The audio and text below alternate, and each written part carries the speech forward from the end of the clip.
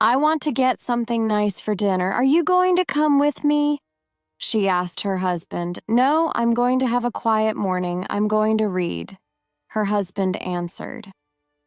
Well, I'm not going to go out this evening, Herbert said. So we can go to bed early tonight. We were very late last night.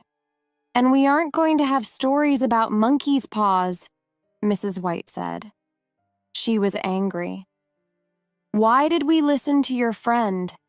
She asked her husband. A monkey's paw can't give you things. She stopped, but the two men did not answer her. 30,000 pounds, she said quietly. We needed that money. Just then, Herbert looked at the clock and stood up. I'm going to work, he said. Perhaps the postman has got the money for you in a letter. Remember, I want some of it too. Herbert laughed, and his mother laughed too. Don't laugh, son, Mr. White said. Tom Morris is an old friend, and he thinks the story is true. Perhaps it is. Well, leave some of the money for me. Herbert laughed again. His mother laughed too, and she went to the door with him. Goodbye, Mother, Herbert said happily. Get something nice for dinner this evening at the shops. I'm always hungry after a day at work. I know you are, Mrs. White answered. Herbert left the house and walked quickly down the road. His mother stood at the door for some time and watched him.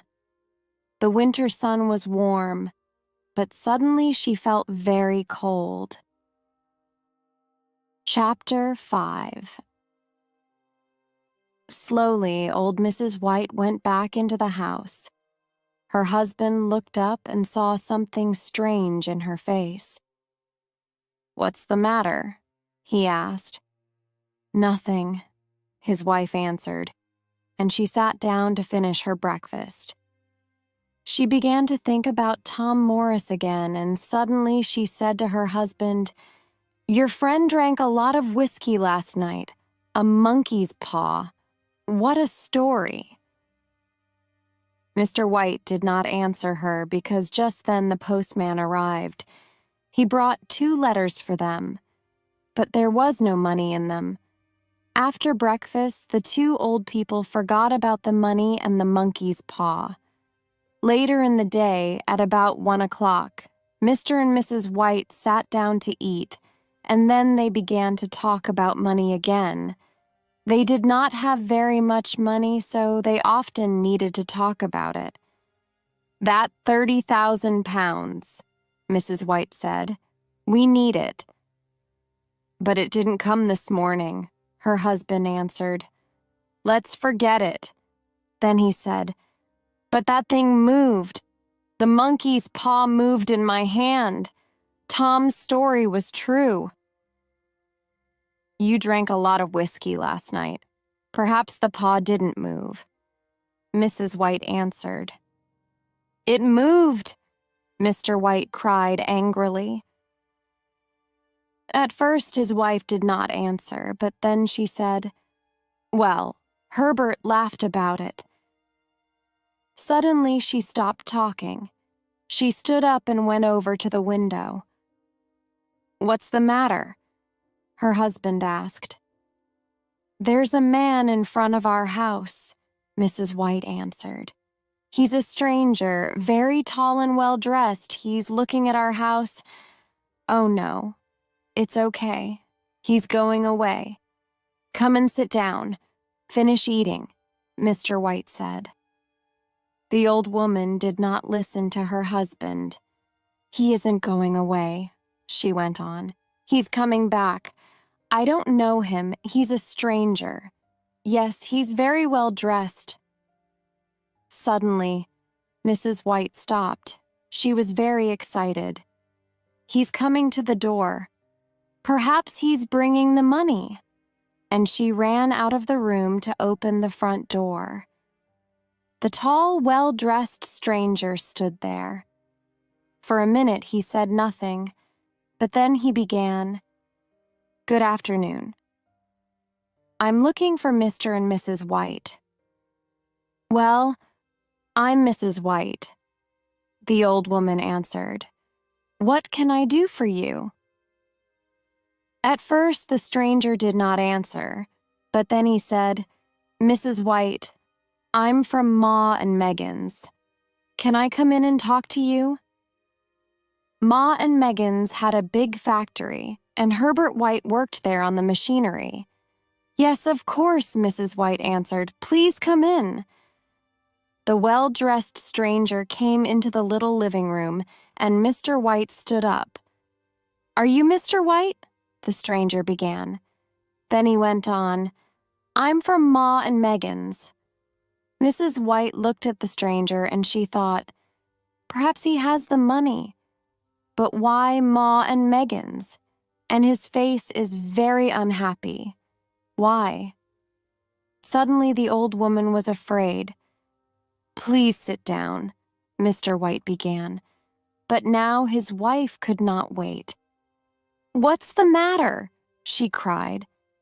"Is Herbert—" She could not finish the question. The stranger did not look at their faces, and Mr. White began to be afraid too. "Please tell us," he said. "I'm very sorry," the man from Ma and Megan's began. He stopped for a minute and then he began again. "I'm very sorry, but this morning there was an accident at the factory." "What's the matter? Is Herbert okay?" Mrs. White cried again. "Well," the man began slowly. "Is he in hospital?" the old woman asked, very afraid now. "Yes, but—" The stranger looked at Mrs. White's face and stopped. "Is he dead? Is Herbert dead?" Mr. White asked quietly. "Dead," Mrs. White cried. "Oh no, please. Not dead. Not Herbert. Not our son." Suddenly the old woman stopped because she saw the stranger's face. Then the two old people knew. Their son was dead. Old Mrs. White began to cry quietly, and Mr. White put his arm round her. Sometime later, the man from Ma and Megan's said it was the machinery, an accident. Herbert called, "Help!" The men heard him and ran to him quickly, but they could do nothing. The next minute he was in the machinery. "I'm very, very sorry," he finished. For a minute or two, the room was quiet. At last, Mrs. White said, "Our son, dead. We're never going to see him again. What are we going to do without him?" Her husband said, "He was our son. We loved him." Then Mrs. White asked the stranger, "Can we see him? Can we see our son? Please take me to him. I want to see my son." But the stranger answered quickly, "No," he said. "It's better not to see him. They couldn't stop the machinery quickly. He was in there for a long time, and at first they couldn't get him out. He was—" The man stopped. Then he said, "Don't go to see him." The stranger went over to the window because he did not want to see the faces of the two old people. He said nothing, but he stood there for some time and he waited. Then he went back to the old people and began to caulk again.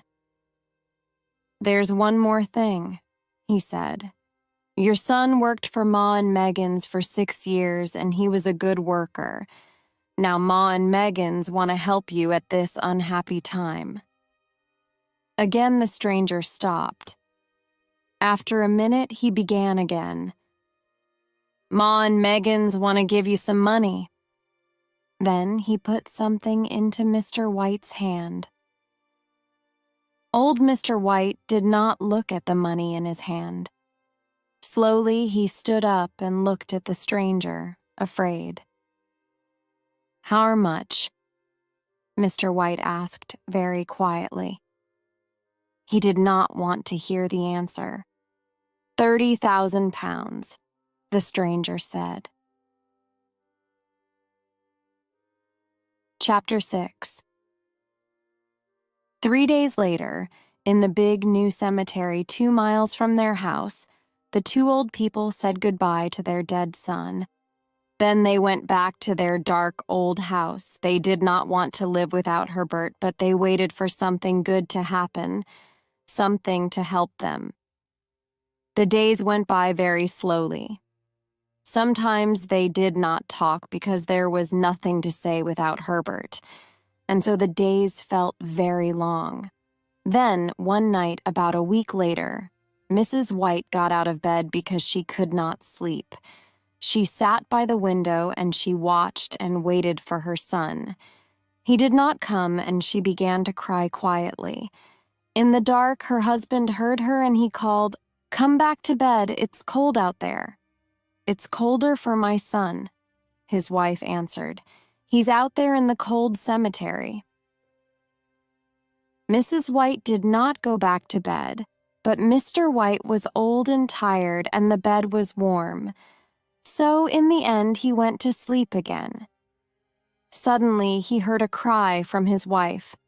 "The paw!" she cried. "The monkey's paw!" She came back to the bed and stood there. "What is it?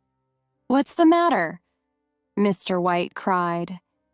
He sat up in bed. "What's the matter?" he thought. "Why is she excited? What's she talking about?" He looked at his wife. Her face was very white in the dark. "One want it," she said quietly. "And you've got it. Give it to me, please." "What?" Mr. White asked. "The monkey's paw," Mrs. White said. "Where is it?" "It's downstairs," Mr. White answered. "Why?" Mrs. White began to laugh and cry. "We can have 2 more wishes," she cried. "We had one, but there are 2 more." "Oh no, not again! Think, woman!" Mr. White cried. But Mrs. White did not listen. "Quickly," she said. "Go and get the paw. We're going to wish for our boy to come back to us." "No," Mr. White cried. "You're mad. Get it quickly." Mrs. White cried again. Mr. White said again, "Think, woman, think. Our boy was in the machinery for a long time. They didn't want to show him to us. Think. Do you want to see his body?" "Yes, he's my son. I'm not afraid of him," she answered. "You don't understand," Mr. White said sadly, but he went downstairs to look for the monkey's paw. In the living room it was dark, and Mr. White did not have a candle. Slowly he went across the room and he put out his hand for the monkey's paw. He touched it and quickly took his hand away again. "No," he thought. "I can't. I don't want to see Herbert. His face, after he was in the machinery. No." Then he thought about his wife, and he put out his hand and took the paw. In the bedroom, his wife waited. She saw the paw in Mr. White's hand and cried, "Quick, make the wish." "I can't," Mr. White answered. "Remember, he died in the machinery." "Make the wish. I'm not afraid of my own son," Mrs. White cried again. Mr. White looked sadly at his wife, but he took the paw in his right hand and said slowly, "I wish for my son, Herbert, to come back to us." Then he sat down in the nearest chair. But Mrs. White went over to the window and looked out into the road. She stayed there for a long time and she did not move. Nothing happened. The monkey's paw could not do it. "Thank God," Mr. White said, and he went back to bed. Soon Mrs. White went to bed too. Chapter 7. But they did not sleep. They waited, and they listened. In the end, Mr. White got up to get a candle because the dark made him more afraid. He began to go downstairs, but suddenly he heard a noise at the front door. He stopped, and he listened. He could not move. Then the noise came again. This time he ran. He ran upstairs, back into the bedroom, and he closed the door behind him. But again the noise came. "What's that?" Mrs. White cried, and she sat up in bed. "Nothing. Go to sleep again," her husband answered. But Mrs. White listened, and the noise came again. "It's Herbert, it's Herbert," she cried. "I'm going to open the door for him." And she got out of bed and ran to the door of the bedroom. Mr. White got there first and stopped her. "No," he cried. "Think." "But it's my boy. It's Herbert," she answered. "No, don't go, don't." Her husband cried again. But Mrs. White did not listen to him. She opened the bedroom door and ran from the room. "I'm coming, Herbert, I'm coming," she called. Mr. White ran after her. "Stop," he cried. "Remember, Herbert died in the machinery. You don't want to see him." For a minute, Mrs. White stopped and looked at her husband, but then the noise came again, and she began to run downstairs. "Help me! Help me!" she called to her husband. But Mr. White did not move. "The paw," he thought. "Where's the monkey's paw?" He ran back into the bedroom. "Quick," he thought. "Where is it?" At first, he could not find it in the dark. Ah, there it was. He had it. Just at that minute, he heard his wife downstairs. "Wait, wait, Herbert, I'm coming," she cried. She began to open the front door. At the same time, Mr. White took the monkey's paw in his right hand, and he made his third wish. Mrs. White gave a long, unhappy cry, and her husband ran down to her. She stood by the open door. Very afraid, old Mr. White looked out into the dark. The road was dark and quiet, and there was nobody there.